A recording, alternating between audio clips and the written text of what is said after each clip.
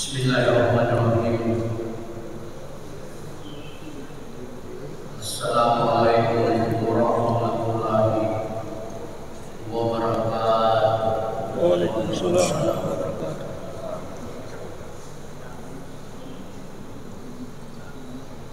Alhamdulillah. Alhamdulillahilladzi hadana lil imani wal islam wa hasana bi syariati sayyidina Muhammadin fajalana wa as'aluhu sallallahu alaihi wasallam wal fatihah iman wa syarra la ilaha illallah wahdahu la syarika lah wa asyhadu anna Muhammadan abduhu wa rasuluh. Kama shallaita ala Ibrahim wa ala Ibrahim fil alamin innaka Hamidum Majid. Bapak Ibu jemaah salat subuh Masjid Raya Bogor yang dimuliakan Allah. Pada subuh hari ini saya kembali bersama-sama melaksanakan kewajiban kita sholat subuh berjamaah, dan sebagaimana biasanya pada saya diberi jadwal untuk berbagi pikiran dengan Bapak Ibu setiap pekan di hari Rabu. Judul daripada penyampaian saya setelah 3 bulan yang lalu, yang temanya pengalihan, pada hari ini adalah pengalihan sempurna. Pengalihan sempurna ini sebagaimana kita ketahui bahwa Islam itu agama yang sempurna. Sebagaimana firman Allah di dalam Al-Maidah ayat 3. A'udzubillahi minasyaitonir rajim. Bismillahirrahmanirrahim. Al-yawma akmaltu lakum dinukum wa atmamtu alaikum nikmati wa raditu lakumul Islam.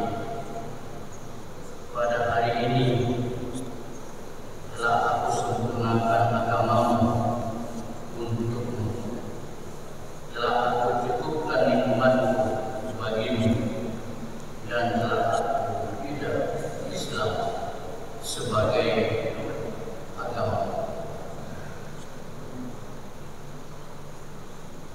Jemaah sungguh dimuliakan Allah.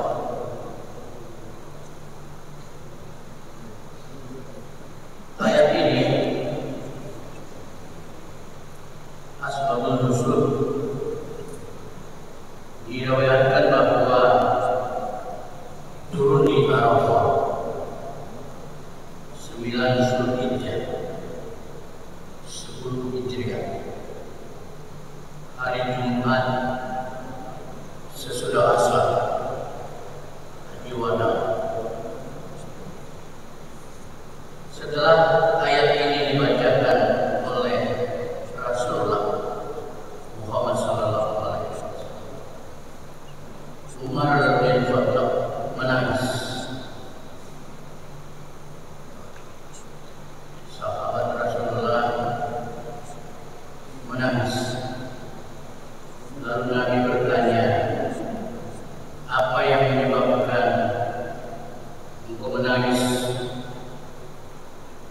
Umar menjawab, sesuatu yang sudah sempurna tidak ada yang ditunggu lagi kecuali kurangnya.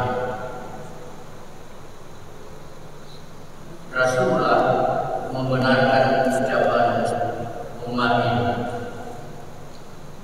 Ini diriwayatkan oleh Ibnu Jarir dan Harun bin Anwar. Jamaah sungguh dimuliakan bahwa sejarah mencatat bahwa 81 hari setelah turunnya ayat ini, Nabi Muhammad SAW wafat. Beliau wafat setelah menunaikan risalahnya selama 23 tahun. Dari 14 abad yang lalu, kita di sini membicarakan Al-Maidah ayat ini.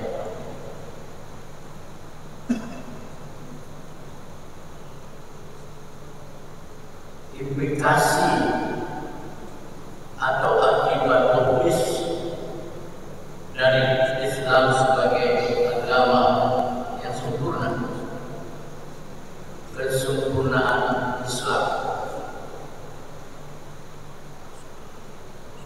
Yang pertama,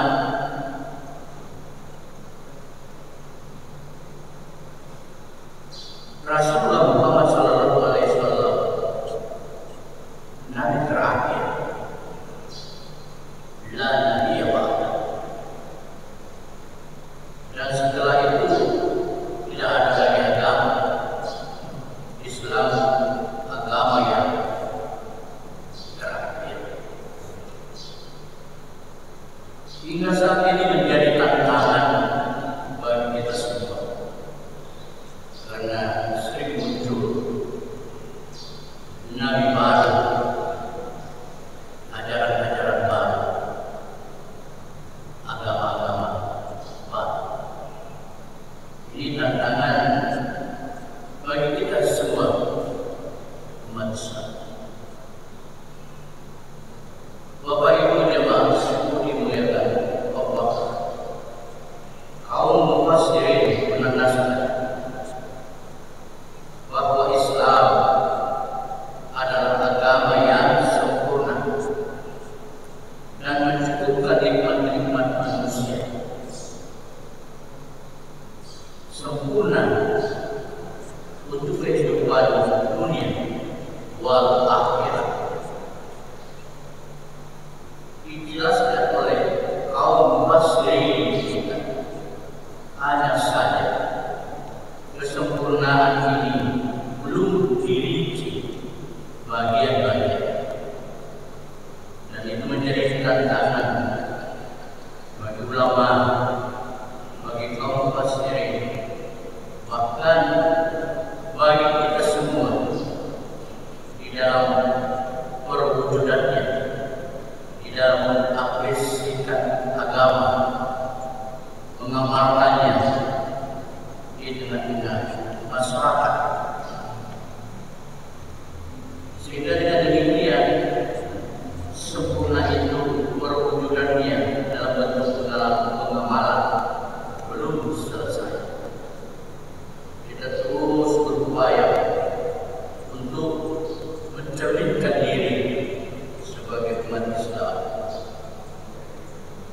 dan inilah yang dimaksud oleh sahabat Rasul umat yang fakta. Kurangnya sesuatu yang sudah sempurna yang itu kurangnya.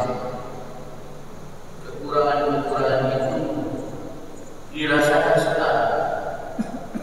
Ada kesenjangan antara institusi dengan individu.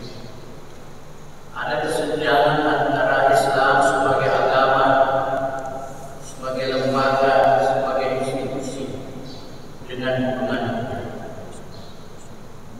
Dalam hal ini umat Islam dengan agama.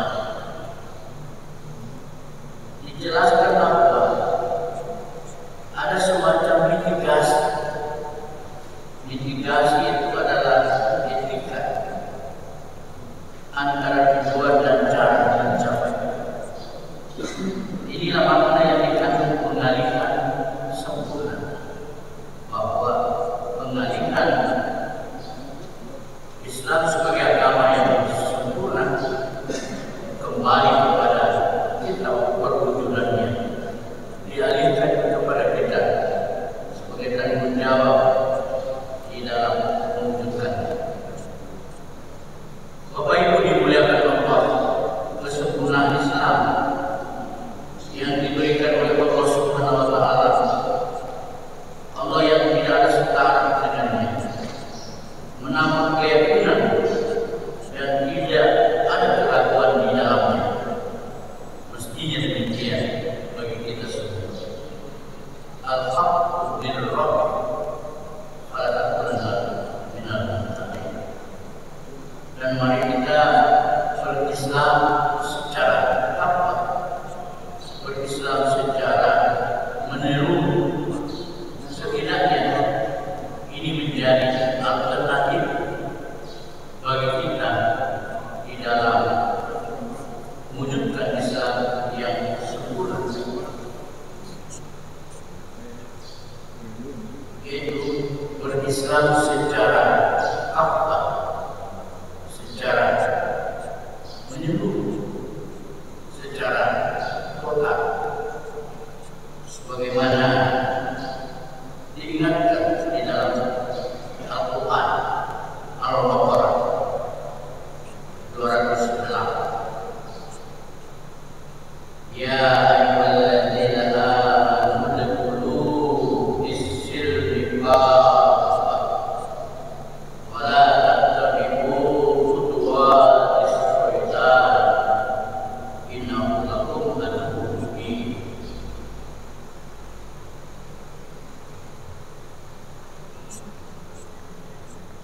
Ayat ini menyuruh kita untuk masuk Islam secara total, secara kafah, secara menyeluruh.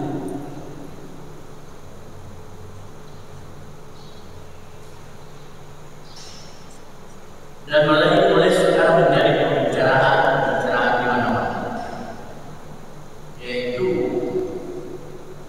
menganalisasi diri kita dengan Al-Quran dan hadis. Asbabun nuzul turunnya ayat ini disampaikan bahwa ketika itu di zaman Rasul ada yang masuk Islam dari kalangan Yahudi. Abdullah bin Salam dari Bani Nadir. Ketika itu ada di antara mereka bersama sahabat-sahabatnya sudah masuk Islam, tetapi dia masih mengagungkan kebiasaan-kebiasaan beribadah pada hari Sabtu. Dengan demikian ada semacam pengalihan dari agama sebelumnya,